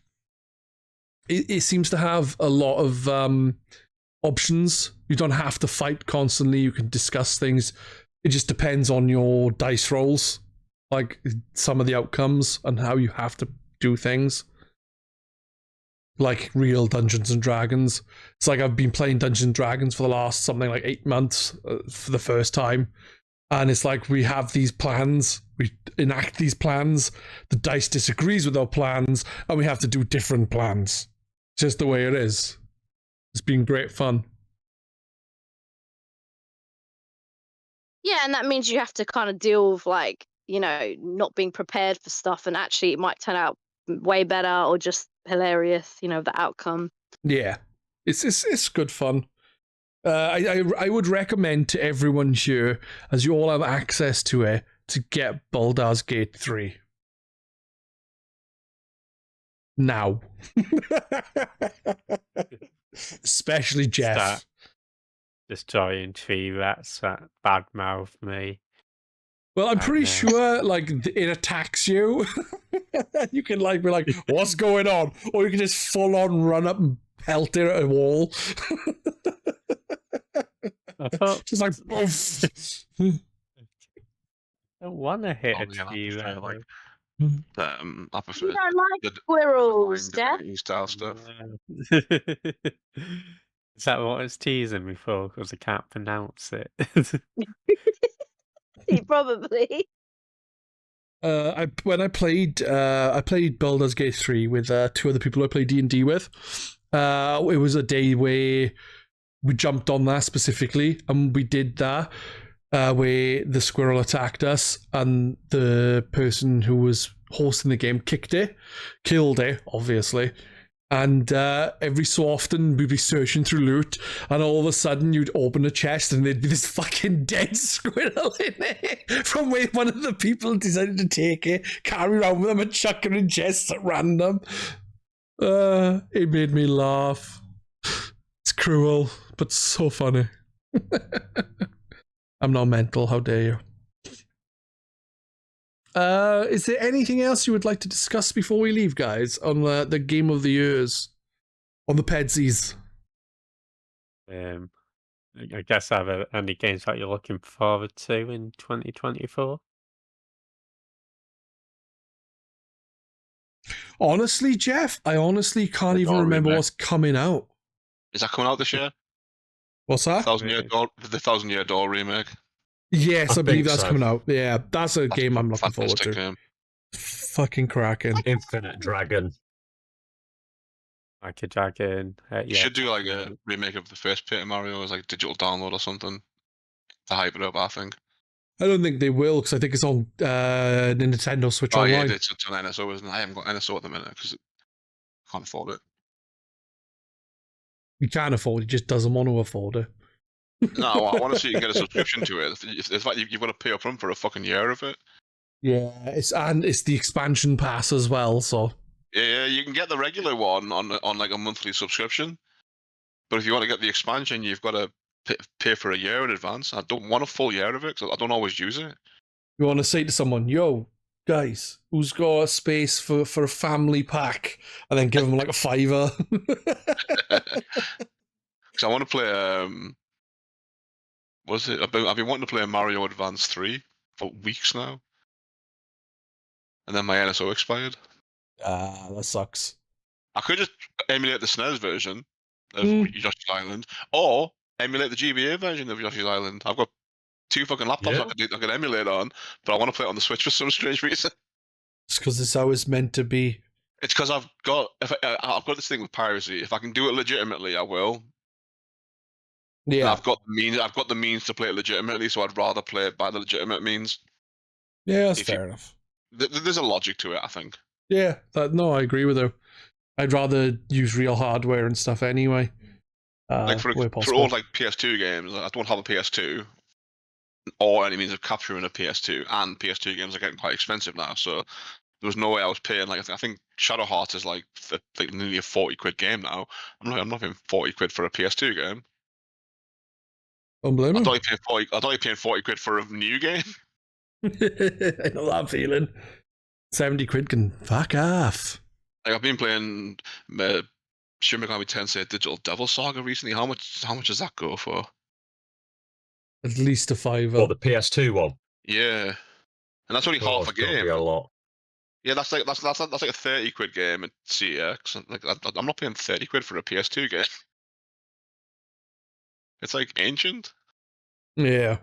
Honestly though, I can't even remember. Like I've seen the Game Awards. I've seen E3, not E3, but the equivalent of E3 for last year.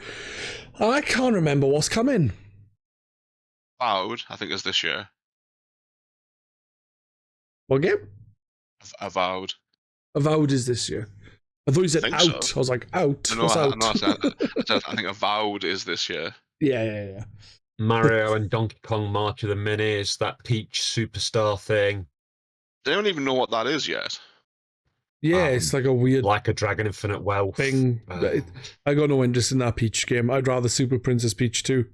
Yes, that's what I was hoping for. That's what I thought it was. Nah. Because Super Princess Peach is a great game. I think with that, the fact that her powers came from her emotions and it was like she cries and stuff. And Everyone says it's sexist, don't they? yeah, I don't think it fits with some modern ideals and things so much. But it's a really fun game. Oh, it is. It's a great game. It's almost like a Wario, like a Wario Land game. What about Prinny and Jeff? What are you looking forward to this year then? Jeff, you go first. I was just going to say Tekken 8 and Final Fantasy 7 Rebirth. Yeah, I second Tekken 8. Tekken 8's like my priority. Final Fantasy Rebirth after. But yeah, Tekken 8. We've been waiting too long for this game, and it better be good. Just saying. Another code's out soon, actually. I didn't know that. Oh, another code recollection. Recollection, yeah, that's out January 19th. That's cool. Tekken is a game series that I haven't played since Tekken Tag Tournament, either 1 or 2 on the PlayStation 2. I was looking at the releases for this year. There's those 2 made remasters. So, Pedz, if you get Tekken 8, you can come on Prinny's stream and I can kick your ass on it. My favourite game's Yeah. Tekken the Piss. It's crossplay, yeah. It's the first one on crossplay. It's such a big thing. Because Street Fighter have been all over that for years. Yeah, I tell you what I did pick up today was Street Fighter 6. Oh, did you like it? I have yet to play it because I downloaded it long ago. I'm tempted to get it on sale. I really do want to pick it up, but this will be my first ever Street Fighter. Street Fighter has always been fucking awesome. It really has, but like I'm just awful at them. It's like Alpha's my jam. I think you'd like Street Fighter, Prinny. Street Fighter Alpha 3. That's my game. Yeah. I used to be half decent at it as well. I I used to be really good at all the games I played, but then I stopped playing them and I got bad. used to be good at Street Fighter 3, and then I started to try playing it online one day. Turns out I am not good at Street Fighter 3. It's funny, innit? Oh yeah, I'm kicking everyone's ass. You go to a tournament where there's more people. Why did I come last? I'm so good compared to all my friends. I had it on the Xbox, and I could 1cc it with like any character pretty much. I was like pretty decent at it. But then just try playing it online and just get my ass kicked constantly. It's because people cheat online. I did get pretty competent at Virtua Fighter. Is it 4? I've been a Virtua Fighter for a while, have I? One of the Virtua Fighter games. I've been 5 on PS3. I got pretty competent at that online, and actually got a pretty decent like win-loss ratio. Virtua Fighter is a tough fucking. It's a tough fighter, if you ask me. It is probably the hardest to get to grips with. But the thing is, what the 3D fighters. What I did was just pick one character and just stick with them. Well, got really good with one character. It's the way to do it. Are you into Virtua Fighter then, Prinny and Jeff? Because I know you like your fighter. Well, Prinny especially. I find Virtual Fighter is more of is a very difficult to master fucking fighting game. I find it. You need to master the attack for when they're on the ground, and rolling when you're on the ground. Well, you stick on Limp Bizkit and you'll be fucking sorted. that comes in so handy because you can avoid like a lot of stuff. When you press the right 2 buttons and like your character will just like roll on the floor to avoid ground attacks. It's really handy. So you gotta like remember, like Virtua Fighter was one of the first fighting games like in 3D. So the mechanics are different, but also for some reason Virtua Fighter has always been slower. So all these new fighting games have come along, Tekken and all that, and Virtua Fighter, I don't know why they're a step behind now. I say that, but then I can actually say I played a lot of Virtua Fighter 5. So I played Virtua Fighter, I think 3 on Dreamcast, which I thought was amazing back then. But even now, people were like, no, it wasn't that great. Then I played 4, was disappointed. Played 5, again, was disappointed. Then they did Ultimate Showdown, which I have. They've made it a bit faster, but still, like, the backgrounds are all confined. There's no open backgrounds like Tekken is or like Street Fighter. Dead or Alive, so open backgrounds like. And then they've added so many DLC packs because obviously Sega have access to like Yakuza and all that. So they've added Yakuza DLC and other games and stuff. And they've tried to make it cool in that sense. But again, the complexity of moves and stuff is still nothing compared to like Tekken and Street Fighter. And trust me, Virtua Fighter was maybe my first ever fighting game, and I do have a soft spot for it. But I can't play it the way I can just turn on Tekken and just do an online match or just have a match with like Jeff or with you guys. But yeah, because also customization is so much more better in Tekken, at least I can say, because I've not done it in Street Fighter. Whereas you just have pre-made packs in Virtua Fighter 5, or you can slot like certain things together. You can't change the colors or this or that, or like Dead or Alive. We never speak of Dead or Alive because you have to spend thousands of pounds. Dead or Alive. Yeah, it's ridiculous. I don't buy the costumes. I'm not that stupid.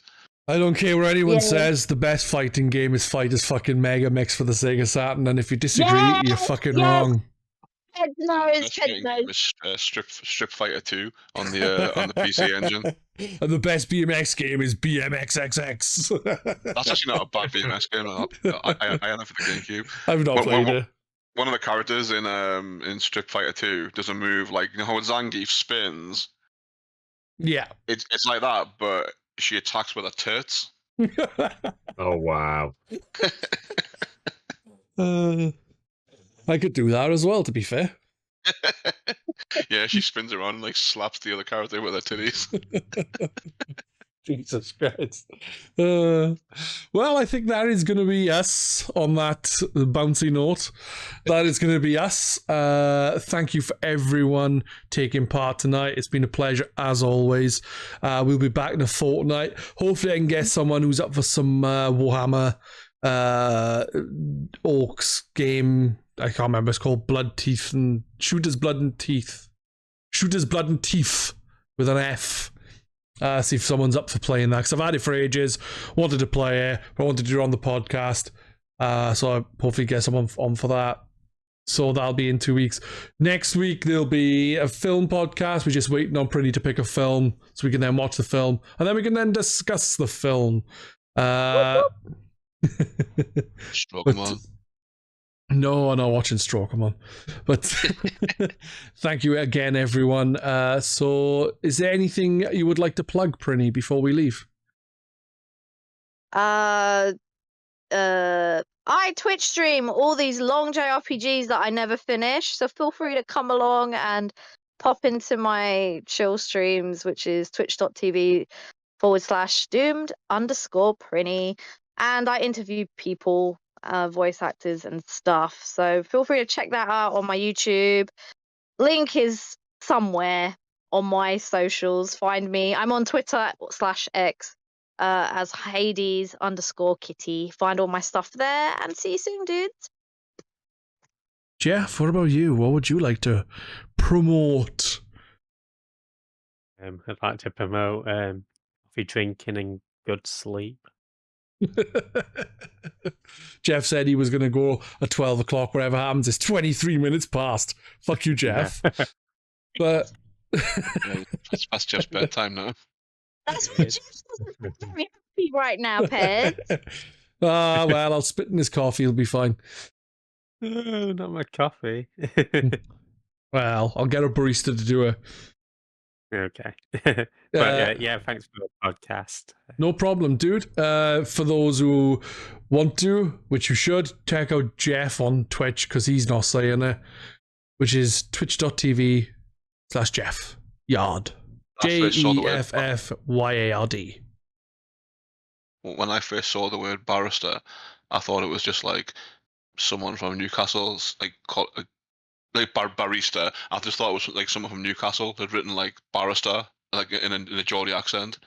What do you do? I'm a barrister. Like then Jeff. Someone pointed out it was actually someone who makes coffee, and I was like, oh, okay. Kerr, what would you like to plug, man? I'm Kerrr9000 on YouTube, on Twitter, TikTok. Yeah, I'm on all of them. And I've got plenty of horror and video game and sci-fi stuff up. Not on Twitch, though, unfortunately. And check it out. It's my birthday now, so there you go. There's a reason to check it out. Happy birthday, dude. Happy birthday to Kerr. And Cumberdanes, what would you like to plug, man? I'm Cumberdanes on Twitch, Twitter, Xbox Live, PSN. Feel free to add me on any of them. I'll follow me on Twitter, follow me on Twitch. I'll be very grateful. There you go. And I'm Pedz. You can follow me on Pedz stuff, like Pedz Game Shack. .com. But yeah, thank you guys. It's been a pleasure. This will be up Wednesday. Hopefully I will catch you all again very, very soon, either in streams or on G Arcade or I'm not on Twitter anymore. I use Blue Sky, so like mine's at Pedz at Blue Sky Social or something. I'm not sure exactly. But yeah, I will catch you all very, very soon. Thank you again. Bye-bye. See you all. Bye. Bye.